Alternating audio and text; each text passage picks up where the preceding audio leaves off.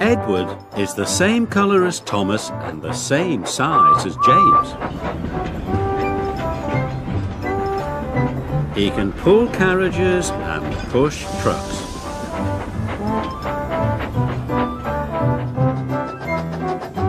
And he often works as a back engine. But Edward is old and not as strong as the other engines, so sometimes Edward feels left out. The Duke and Duchess of Boxford came to visit their new summer house. They came on their own private engine called Spencer. Spencer is big and silver and very fast.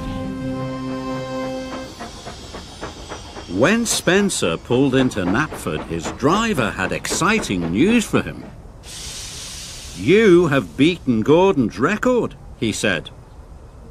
"Of course," boasted Spencer. "I'm faster and finer than all the engines on Sodor put together." The Fat Controller's engines were very cross. "Spencer's just a big silver show-off," sniffed Gordon, and everyone agreed. The Fat Controller spoke to the engines. "Spencer will take the Duke and Duchess to their summer house. Another engine will take their furniture." The Fat Controller's engines saw the chance for a race.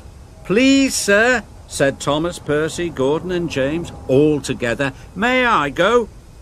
"You all have other work to do," boomed the Fat Controller. "Edward will take the furniture." James and Gordon groaned. "Fancy sending a back engine to do an express engine's job," sniffed Gordon. "He'll lose the race and let the old railway down," said James. Thomas and Percy were cross. Edward was their friend. "Spencer has a bigger boiler," said Thomas, "but that just means more hot air." "And on his steam he can beat a pouty puffer any day," added Percy. Edward set off, slow and steady. "Will do my best, will do my best," he puffed.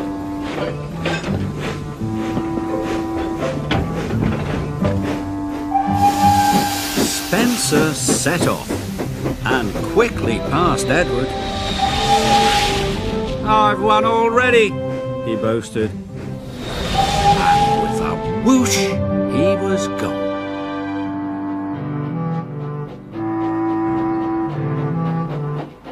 Edward came to the bottom of a steep hill. The freight was heavy and he felt very tired.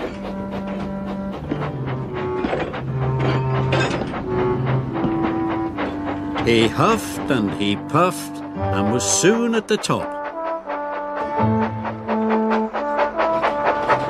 He could see Spencer in the distance and set chase at once. Edward raced down the hill. Spencer stopped at Wellsworth Station. The Duke and Duchess wanted to buy some tea and cakes from the refreshment lady.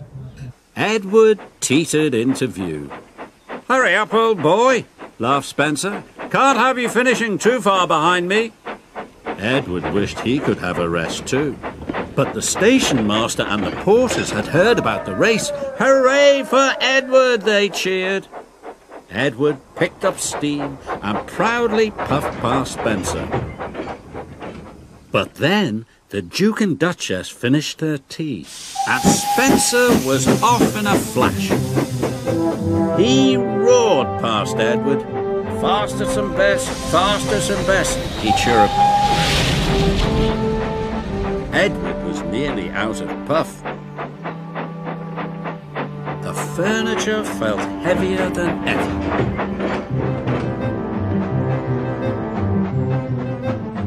Up ahead, Spencer had to stop. The Duke wanted to take some photographs of the countryside. The Duke set up his camera. Spencer closed his eyes. "Nothing to worry about," he said lazily.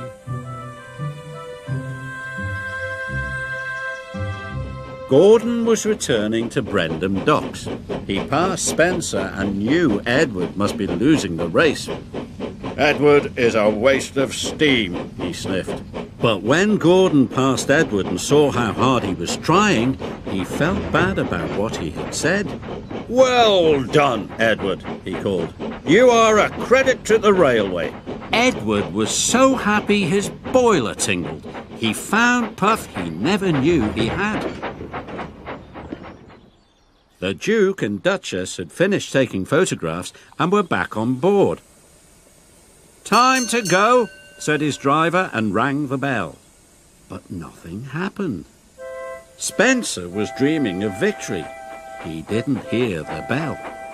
And he didn't hear Edward puffing past him. Spencer's driver rang the bell again. When Spencer finally opened his eyes, he could see Edward heading towards the summerhouse. Nearly there, he gasped. Spencer took off as fast as he could. But as he reached the siding, his driver ordered him to slow down. "These are old tracks and you are a very heavy engine," he said. "You must go slowly." Spencer had no choice. He had to slow down. And he trundled slowly down the siding. With every click and every clack, he knew that he had lost the race. Edward puffed towards the summerhouse. "I've won," he gasped. "I did it." Edward felt like a really useful engine. "Hooray! I've won!" he cheered loudly. Edward felt like the pride of the Sodor Railway. And he was right.